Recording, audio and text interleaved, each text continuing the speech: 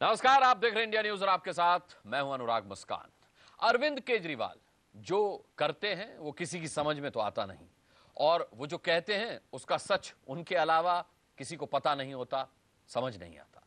केजरीवाल के गुजरात दौरे का लब्बो लुआब यही है।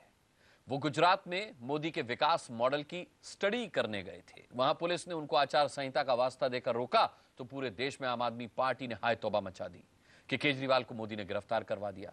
केजरीवाल बिना बुलाए बिना बताए अचानक मोदी से मिलने धमक गए।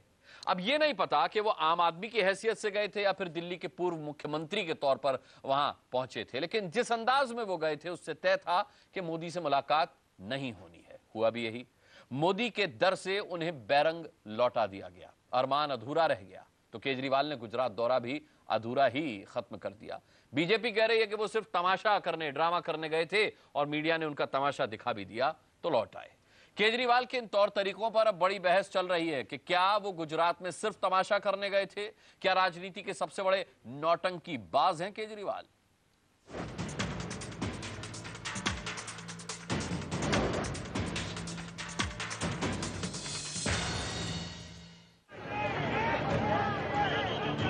नरेंद्र मोदी जी से मिलने के लिए उनके घर जा रहे हैं। ये प्रोसेशन नहीं, हम चलेंगे, आप हमें गिरफ्तार कर लीजिए, आप हमें गिरफ्तार कर लीजिए। अरविंद केजरीवाल नरेंद्र मोदी के विकास मॉडल पर रिसर्च करने गुजरात गए थे, जहां उन्होंने पहले पुलिस प्रशासन को अपना कानून सिखाया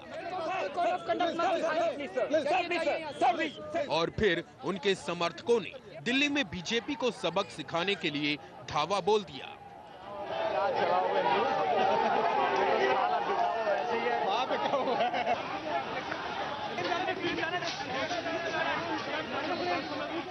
लेकिन केजरीवाल को इतने से तसल्ली नहीं हुई।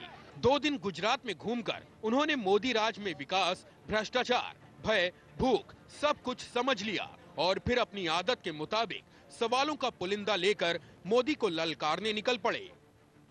हमारे मन में कई प्रश्न हैं, वो प्रश्नों का जवाब लेने के लिए, चर्चा करने के लिए, वो प्रश्नों से को पूछने के लिए हम अभी नरेंद्र मोदी जी से मिलने के लिए उनके रेजिडेंस पे जा रहे हैं। दिल्ली के पूर्व मुख्यमंत्री केजरीवाल गुजरात के मौजूदा मुख्यमंत्री और बीजेपी के प्रधानमंत्री पद के उम्मीदवार से मिलने जा रहे थे। बस वो कह रहे टाइम नहीं है मिलने के लिए मोदी जी के पास, वो भी बिना अपॉइंटमेंट लिए। बीजेपी ने फौरन भांप लिया कि केजरीवाल की नीयत मोदी से मिलने की नहीं है, सिर्फ सुर्खियां बटोरने की है। जब लोग बिना अपॉइंटमेंट के उनके जनता दरबार में आते थे तो केजरीवाल जी खुद वहां से भाग गए, जैसे सीएम पद की कुर्सी से भाग गए। तो केजरीवाल जी हर चीज में दोहरे मापदंड रखते हैं, एक जो वो करना चाहते हैं और दूसरा जो वो भागना चाहते हैं। तो मुझे लगता है ये अपॉइंटमेंट के बिना जाना ये एक पब्लिसिटी स्टंट है। किसी व्यक्ति को आदर पूर्वक न बुलाया जाए और इसके बावजूद वह जाना चाहे, तो इसके लिए गोस्वामी तुलसीदास जी ने 2 पंक्तियां कही हैं कि आवत ही हरसे नहीं, नयनन ना ही स्नेह, तुलसी तहां न जाइए चाहे कंचन बरसे में। हुआ भी वही। केजरीवाल को पुलिस ने प्रोटोकॉल का वास्ता देकर रोक दिया। फिर केजरीवाल के अपॉइंटमेंट फिक्स करने गए मनीष सिसोदिया और टका जवाब लेकर लौट आए। अरविंद केजरीवाल एक चीफ मिनिस्टर हैं दिल्ली के। अगर मोदी जी फ्री होते तो मिल लेते, नहीं फ्री है तो बता देते, उनका कोई स्टाफ बता देता है कि साहब कल मिलेंगे, परसों मिलेंगे, लेकिन वहां तक जाने नहीं दिया। ठीक है। अब बड़ा सवाल यह है कि केजरीवाल और उनकी पार्टी क्या सिर्फ ड्रामा करने की उस्ताद बनती जा रही है। गुजरात में पिछले 3 दिनों में केजरीवाल ने जो कुछ किया वो सिर्फ प्रचार पाने का तमाशा भर दिखा। मोदी से मिलने का ऐलान उसी तमाशे का क्लाइमेक्स था। मुख्यमंत्री कोई वायसराय तो है नहीं जिनसे अपॉइंटमेंट लेने के लिए बरसों बरस पहले से दरखास्त करनी पड़ेगी। अगर सारे हिंदुस्तान के मुख्यमंत्री को ये गलतफहमी हो गई है कि उनसे मिलने के लिए ब्रिटिश वायसराय का अंदाज चाहिए, तो ये गलतफहमी बहुत गलत है, जो जनता अगले चुनाव में दूर कर देगी। क्या केजरीवाल बताएंगे कि मोदी उनके तमाशे के जवाब में क्या करते? क्या वो अपने सभी तयशुदा कार्यक्रम छोड़कर उनका इंतजार करते? मुख्यमंत्री की क्या व्यस्तताएं होती हैं और क्या मजबूरियां, ये केजरीवाल को समझ में नहीं आती। इस पर हैरानी होती है। खुद केजरीवाल ने 49 दिन मुख्यमंत्री रहते क्या किया? वो तो जनता दरबार में लोगों को बुलाकर भाग खड़े हुए। गेस्ट टीचर्स का हफ्ते भर धरना चलता रहा। केजरीवाल उनसे मिलने कितनी बार गए? डीटीसी के कॉन्ट्रैक्ट वर्कर्स ने हड़ताल की, तब भी केजरीवाल ने खुद मिलने की बजाय अपने मंत्रियों को भेजा।